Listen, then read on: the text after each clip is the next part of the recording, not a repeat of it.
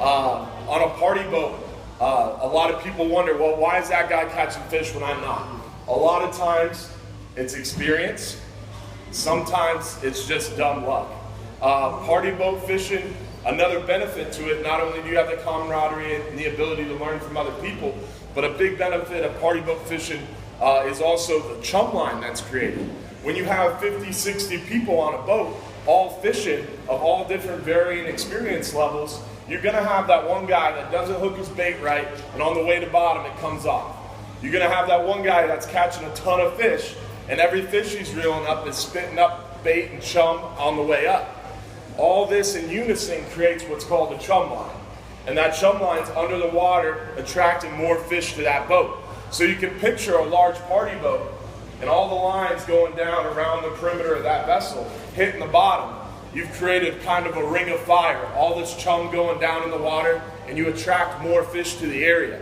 So you're gonna have sometimes that dumb luck where someone just gets that one really big aggressive fish and it comes up and grabs their line. Majority of the time though, it's experience and more skill, presenting your bait naturally, holding bottom, hooking your bait properly, and once you're on the bottom, straightening out your leader so it looks natural. One of the biggest things on a party boat is when, again, picturing that boat and all those lines coming down, creating that ring. Inside that ring are gonna be your aggressive, smaller fish. They're gonna sit there, the lead's bouncing up and down the bottom, lines going up and down while bobbing. They're gonna sit there and they're gonna peck at your bait. Bait stealers. Outside that ring is gonna be your more, the large quality fish, your trophy fish. They're gonna be hanging back. What the heck is going on? Trying to figure out the situation. And that big 40, 50 pound grouper or huge big trophy snapper is sitting back watching and waiting, looking for that really natural looking bait. That bait that isn't moving up and down off the bottom. That bait that's hooked naturally. That guy that's using the proper tackle.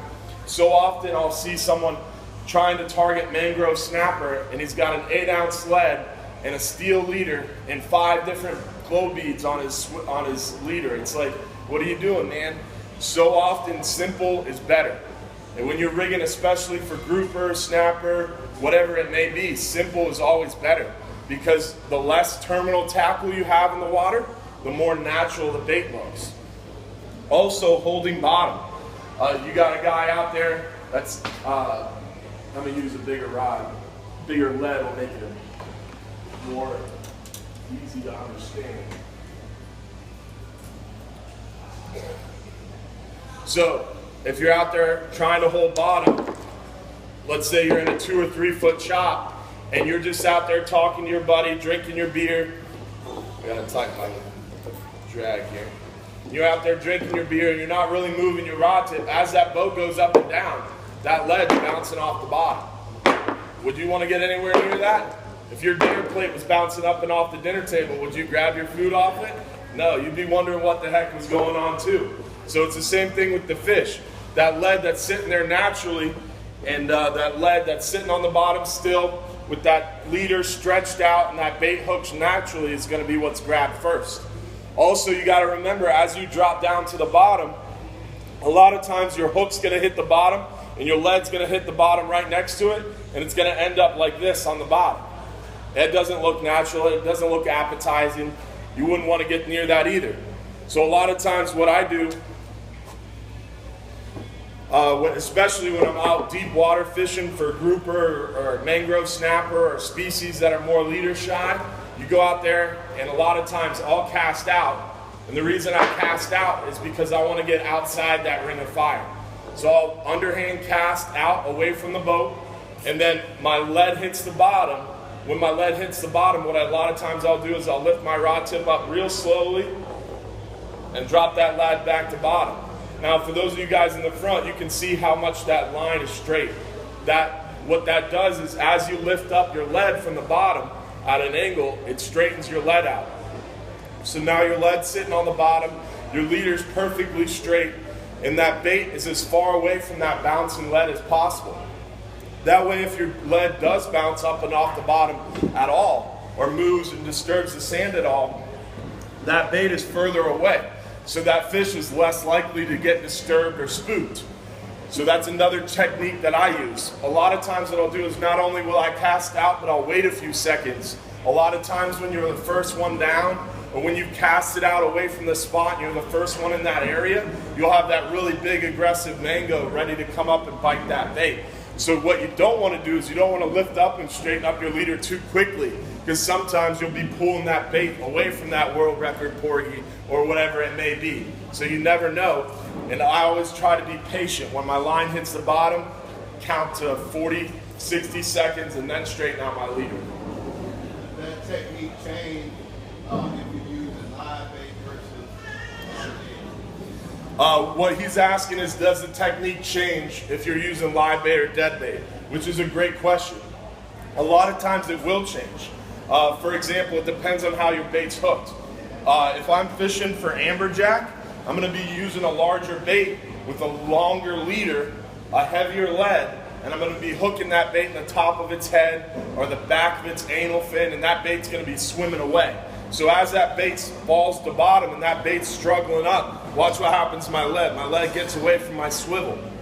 So every now and again on the way down, what I do is I'll stop my spool, my thumb, so that way my lead can fall down my line and catch up to my swivel. Because that big bait that you have hooked is swimming up away from it. When you're dead bait fishing, that isn't a problem, because that lead's falling down with it. If you hooked your bait properly, it's not spinning, so that lead's staying right on the swivel. So if you have a big bait, you're stopping it occasionally, and a lot of times once you've hit the bottom, you don't have to lift your lead up, because your live bait's going to stretch your leader out for you. So yes, it does change. I primarily start with dead bait. Brings me to a good point. When you get to an area, especially on a smaller charter boat, if you're fishing a small boat, just a few of your friends, and you don't have that benefit of a party boat with a lot of lines in the water and a lot of chum in the water, I like to start with dead bait.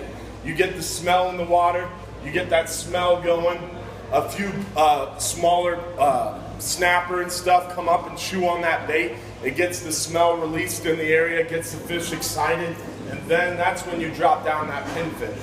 Same thing for hogfish. You're using the dead bait to start, you're getting those fish thinned out, those more aggressive snapper, those more aggressive mangoes, porgies, gray snappers, sea bass. You're getting them thinned out, you're catching a few of them. When the bite starts to slow down, that's when you fire down that live shrimp on lighter tackle. Same thing for grouper. When you start fishing, everybody starts with dead bait, gets those smaller fish excited. That's when that big old gag grouper is wandering out from under the ledge like, what's going on, fellas? What's going on out here? And that's when he's ready to chew. And that's when you fire down that big bait on that bigger tackle. Good question. Any other questions? I've noticed on a lot of the charters, this way with you guys as well, is the back of the boat always lines up first. Statistically speaking, as you watch these charters, is there an advantage truly being in the back of the boat, or really not that much if you're on the ring of fire? Well, what he's asking is there advantage to the back of the boat? Is the back of the boat the best place to fish? In my opinion, there is absolutely no advantage to the back of the boat. The reason why, statistically speaking, the back of the boat catches more fish is because generally the back of the boat, at most party boat companies, you have to reserve your spot when you book your trip. So the guy that goes fishing 20 times a year, like Omar, who calls me every day he can, at 6 o'clock in the morning, if he's fishing all the time, he's going to call and he's going to book his trip 6 months out. So if he's booking his trip 6 months out, where is he going to be able to book? Anywhere he wants. So he's going to pick the back corners. Because you can always move away from your back of the boat, but if the back of the boat's full, you can't move back there.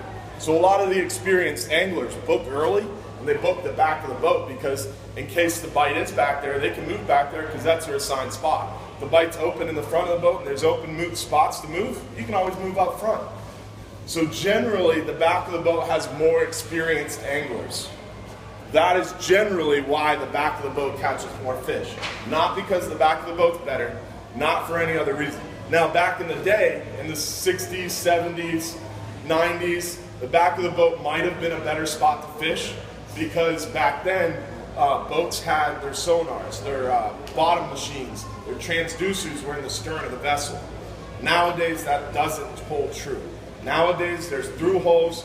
90% of commercial and recreational fishing vessels have their transducers in the middle of the boat. No one has the transducer hanging off the stern anymore. That just doesn't happen, especially on these faster boats. These fast boats that go 50, 60, 70 miles an hour, you can't have a transducer hanging off the stern. That thing would fly off. They're all through holes and they're all flush mounted to the bottom of the vessel in the center of the vessel. That way when the captain puts the boat over fish, he's putting the center of the boat over fish. So where would you want to fish? The center of the boat. Generally what I do when I go out fishing is I fish towards the front on either side. Because generally someone's either going to want the back of the boat or they're going to want the front of the boat. And we always get these random gaps on the side of the boat. And that's generally where I end up fishing. And I would like to think I'm pretty good at fishing, and I like to think that I catch a few fish. So it doesn't really matter where you fish. In my opinion, the sides of the boat where there's the most room around you is the best. And a lot of times on any boat I go out on, even when I go up to New Jersey, I go down and fish Key West, in Venice, Louisiana, I generally fish around the wheelhouse because that's towards the front of the boat on either side. And generally you have a chance to talk to the captain and crew. You get to hear a little bit more about what's going on. And generally you have a leg up on everybody else in the boat because you're hearing what's going on. The captain might be talking to the deckhand saying, "We swung off the spot, it's over there a little ways."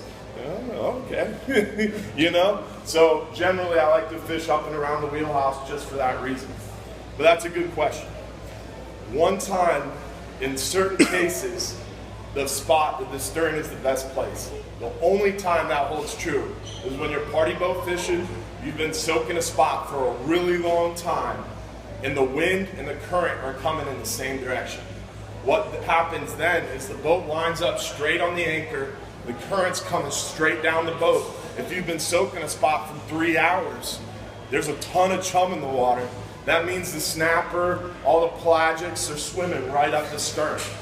But how often does the wind and the current go in the same direction, and how often is fishing good enough to soak the spot for a long time?